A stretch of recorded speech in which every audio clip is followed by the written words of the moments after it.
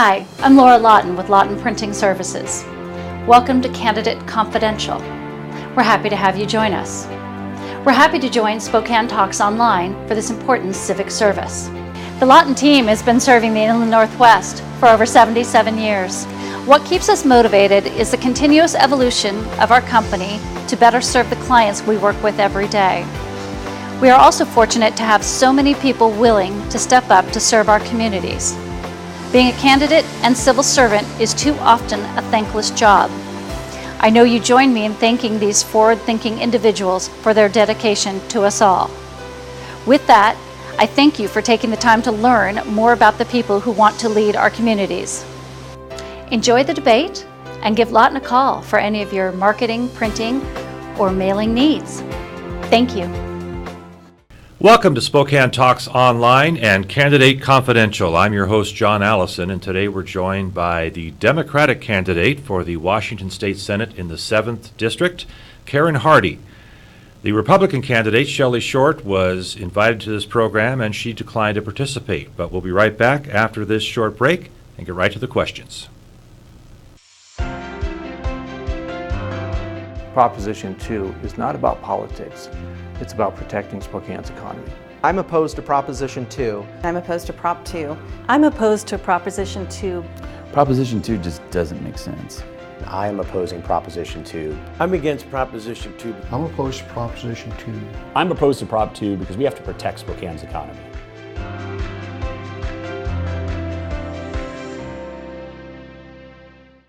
We're back with Karen Hardy, who's the Democratic candidate for the 7th District in the state of Washington Senate. The 7th District is the northeast corner of the state. It's largely rural, of course, by definition. Ms. Hardy, let you begin by giving the viewers your assessment of the state of the northeast corner of the state, the 7th District. What is successful about it? What challenges do you have right now? Well, the 7th is the largest geographic district in the state. It's 11,000 square miles plus or minus, goes from the north border of Spokane city limits to Canada and from Idaho to the Cascades. So there's a lot of variety in geography, there's a lot of variety in the things that go on. It is mainly rural, as you said, but we have 2 major rivers, 4 major mountain ranges, and a variety of things that happen in the 7th. What's going right is we have public lands. We have access to public lands, and that is the crowning jewel of the 7th is our access to clean water, fresh air, hunting, fishing, everything that every outdoorsman lives for. What's not going right is economic opportunity. The 7th is the only district that hasn't grown. The 7th is the only district that hasn't gotten past the 2007 recession. So, but in my mind, that's an opportunity. So, that's an opportunity for us to not make some of the mistakes that other people made coming out of the recession and to kind of leapfrog one step of that and really get going. In Olympia, we have sort of a mixed control between Democratic governor. The Democrats and Republicans are pretty tight in the House as far as control. What, though, you're running against a GOP incumbent, or someone who was appointed for the position at the start of the year, what is your opponent doing that you separate yourself with? Well, my opponent was appointed to the Senate seat, so she had been in the House since 2008, so for 9 years, but she's been in politics for 23 years, and there isn't anything named after her. There isn't a wing in a hospital, a school, a park. She hasn't brought any economic vitality or opportunity to the 7th. So that's really where I want to separate myself. I believe in using the government and its programs to help us. We all pay taxes, and every time we pay taxes, it goes into a fund, and that fund is distributed through the capital budget. The capital budget this year was $4 billion. Of that, $14.299 million was allocated to the 7th. Again, we are the biggest district. If you divide that equally, it would be $80+ million to each district if we all got an equal share. But it's based on the projects we need. For the last 20 years, no one in the 7th has been applying for these projects. So I see that as the quickest, easiest way to bring economic opportunity back into the 7th is just take advantage of the system, take advantage of what we're already doing. And that's not something that she's done at all in the House or as a senator.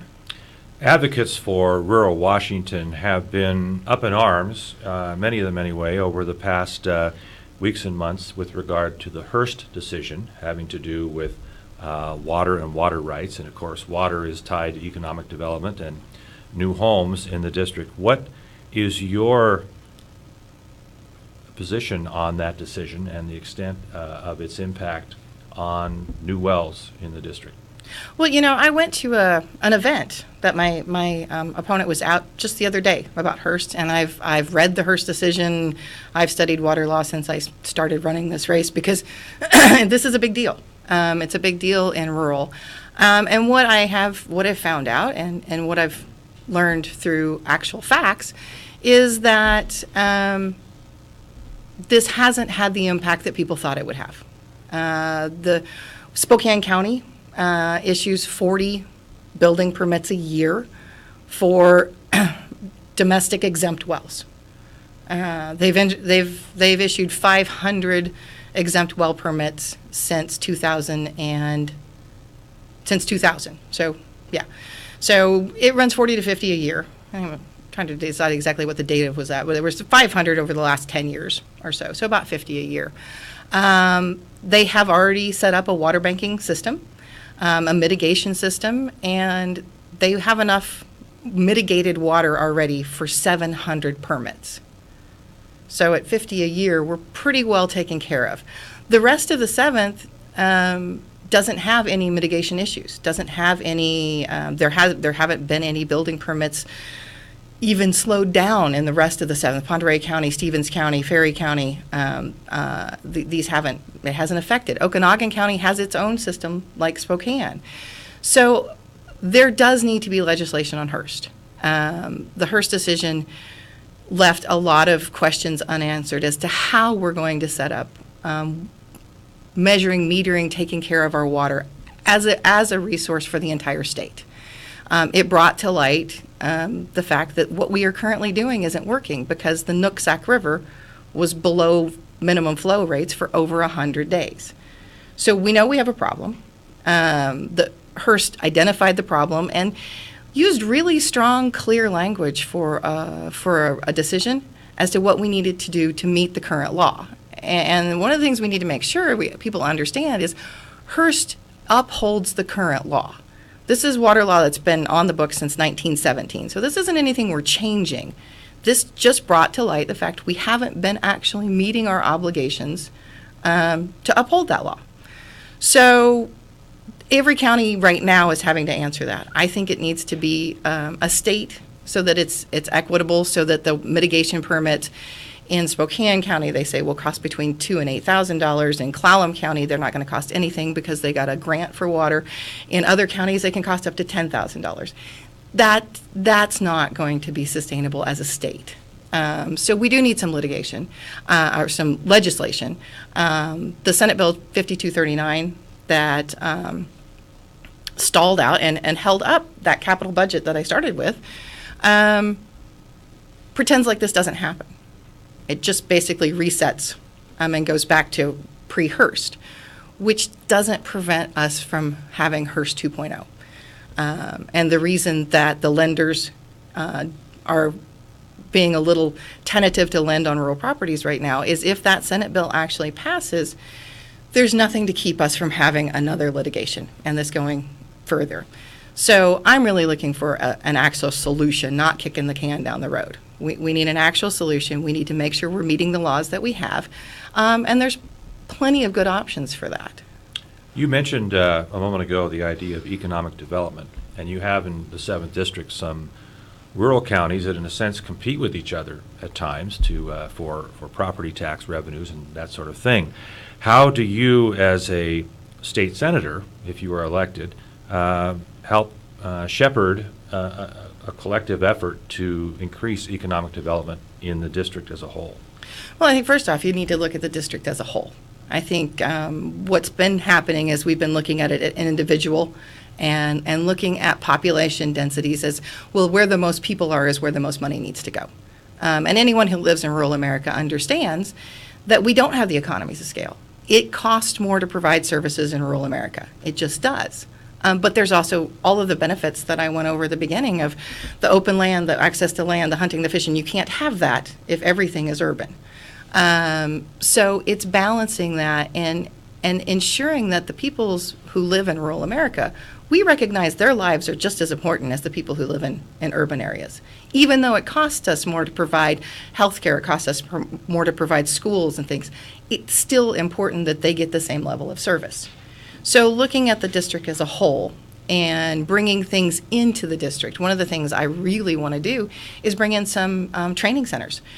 Spokane has an amazing one. Seattle has an amazing one. They just opened another amazing one in North Puget Sound area of these union training centers where kids come in, they get a job, and they're trained to do the job. So they're getting paid to learn.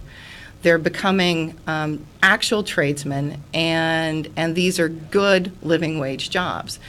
Building one of those facilities inside the 7th, so instead of people having to leave to get trained and leave to work and leave all their social safety nets, it's all there. And then, you just build the economy from the middle up. The taco trucks spring up to feed the people who are at the school, and then they want to move closer to where they're going to school, and then we have trained tradesmen in the school, in the area. So like when they built the 12 Rivers Casino, most of the people came from Spokane, drove out past Omak, did the work, and came back because there wasn't anywhere for them there. We need to keep those people in the district. And building that from the center out is really what I'm going to be focused on. A training center like that would certainly help provide skilled labor in the area, but what about particular industries? If you had a magic wand, what types of employers could you or would you fight to get moved into the 7th that are not there now? Well, we don't have any anchors. Healthcare is our biggest. Healthcare and schools are our two biggest employers in government. So we don't have any private sector anchors in the 7th. So your magic wand is really, you pick. If we had a rural broadband that was reliable, high-tech industry would be great. Telecommuters would be perfect in that area. But we have some real connectivity issues. The number 4 leading driver in the economy nationally is tourism and recreation. Well, that goes back to our strong point. We have lots of opportunities for tourism and recreation that have not been at all fleshed out. So part of it is going to be going and talking with existing businesses inside of the state and finding out what's keeping them from coming to the 7th. We have an educated workforce. People have a misconception of that. Majority of the people in the 7th have at least 2 years of college. They don't have as many bachelor's degrees because, again, it's so inconvenient to go so far. So they get 2 years in, and then they can't eat anymore. It comes down to, can I finish my education or can I eat or pay the rent? So most of the people have some education, 2 years of college.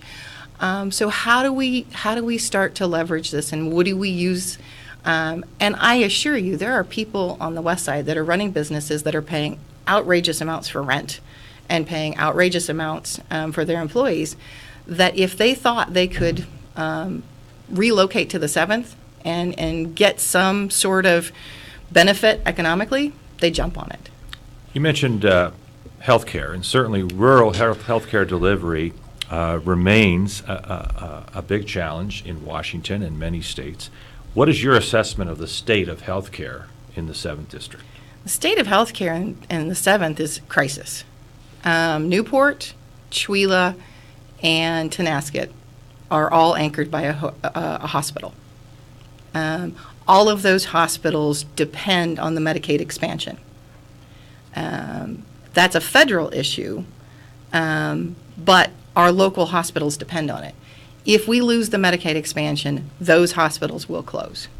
And if those hospitals close, that is the fastest way to kill a rural community. Everything will shutter. So we have to ensure that we maintain this Medicaid expansion, that we expand our health care and our access to health care, because that protects not only our citizens' health care, that protects their opportunity, that protects their economy.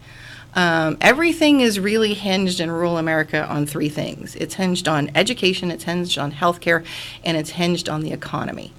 And healthcare and education are hinged on each other. So it's like this three-leg stool that you need all three of those things functioning really well then to build the rest of your economy around it. And you can't take away any one of those legs without the stool falling over. If you get elected and go to Olympia, what's the first thing you're going to do to improve health care in the district? When I get elected, the first thing I'm going to do is sign on to one of the three single-payer options they have. And that scares people, and people go, universal health care. No, single-payer is not universal health care. Single-payer is the state of Washington being your insurance company, and all of your health care is still provided in the private sector. But that ensures that everyone, no matter where they are in Washington, has the ability to get insurance and has the ability to get affordable insurance. And that ensures that these hospitals that I was talking about know where their money's coming from and know that Blue Cross Blue Shield, Aetna, Premera, whatever, are not going to pull out of the market and leave them without any way to pay the bills. So that is A1A in my world as far as healthcare goes, is we have to stabilize this market. We have to ensure that the hospitals, the doctors know that they're going to get paid, and that people know that they're going to be able to be insured and that they can afford it. And that it's something that can actually happen. It doesn't matter if you have insurance if you can't afford to use it. You mentioned earlier the issue of employment, increasing jobs in the district, and of course, one of the key ways to do that is educational opportunities. Educational opportunities, yeah. Provide your assessment of the state of education in the 7th District.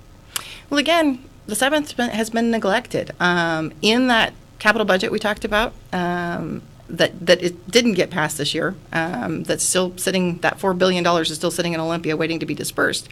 There was $9 million for Midway Elementary, for modernization and renovation so that it would meet McCleary.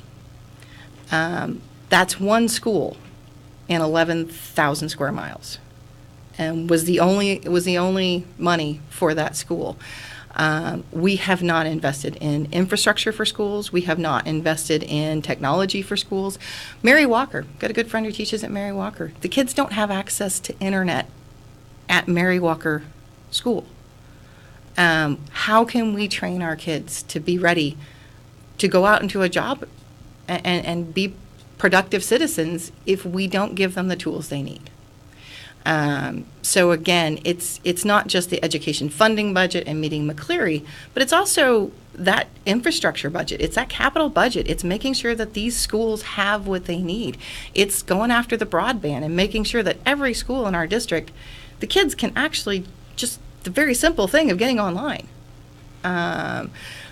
Google and some of the other big technology companies have started some programs. There's a couple in, I think it's one of the Carolinas, I don't remember if it's North or South Carolina, where they have retrofitted the buses. So kids in rural America spend a lot of time on a school bus. It's not uncommon for kids to ride the bus for 45 minutes or an hour. And they've retrofitted the buses to be mobile hotspots. And so the kids can actually do their homework while they're on the bus. These are the kind of programs I want to look at. These are the kind of just out-of-the-box, innovative ideas I want to go after, we can just leapfrog that whole wired technology, and let's just go to what we have now and get ahead of this curve and give our kids the best. You say that the district, one of its great attributes is its clean water, clean air, public land. What are you going to do as a senator, if you're elected, to protect the environment in the 7th District and protect that important way of life for your constituents? It is a very important way of life, and it's important to me. I spend so much of my life outside. I'm a cowgirl by trade, and I spend my life out in these public lands. One of the reasons I live in the 7th is the access to public lands. We have some pollution coming down the Columbia River from Canada that needs to be addressed. We have some long-standing cleanups that, again, we're in this capital budget. Some of the other money, that $4 million, was to clean up projects inside the 7th, continuing to focus. We've done a really good job over the last 30 years of changing the way people think about stewardship, and about bringing it to the forefront, that it's not regulations and red tape and things that are hindering you. It's ways to provide for our next generation and the 7 generations beyond that. And I really do look at that 7 generations. That's my personal bar, is how is this going to look 7 generations from now? What are we going to have? What are we going to leave? And are we doing the very best to ensure that? And so Joel Kretz did a fabulous forestry bill last year. He's GOP. We don't agree on a lot of things, but he did a great thing. There are lots of private sector, environmental groups, and public sector working together projects right now. And I'm hoping we're starting to get past that us and them, and we're starting to realize that this is our land, this is our children, this is our grandchildren, and we need to do what's best for that, and work together and find out the best way to do it. We want to say once again that Ms. Hardy's Republican opponent, Shelley Short, was invited to participate today but declined to do so. Karen Hardy, we want to give you an opportunity now to look directly into the camera and talk to the voters and tell them why they should elect you. Why they should elect me. Well, first off, I want to thank everyone for listening, and I really, I'm doing this out of a sense of public service. I live in the 7th, and the 7th is important to me, and I love it. And what I see is lack of opportunity. And what I see is all of my friends' children and grandchildren having to leave. And these people built homes and set down roots, and they wanted their children to grow up there. And now their grandchildren can't live there. So it's time for a change. It's time for a new set of eyes. It's time for a new direction. We have so many opportunities that haven't been explored. And I'm asking for your vote so that we can move forward. And thank you. And thank you. We'd like to thank Lawton Printing and the No on Proposition 2 campaign for sponsoring this program. On behalf of Spokane Talks Online, thank you in advance for voting in November. Goodbye.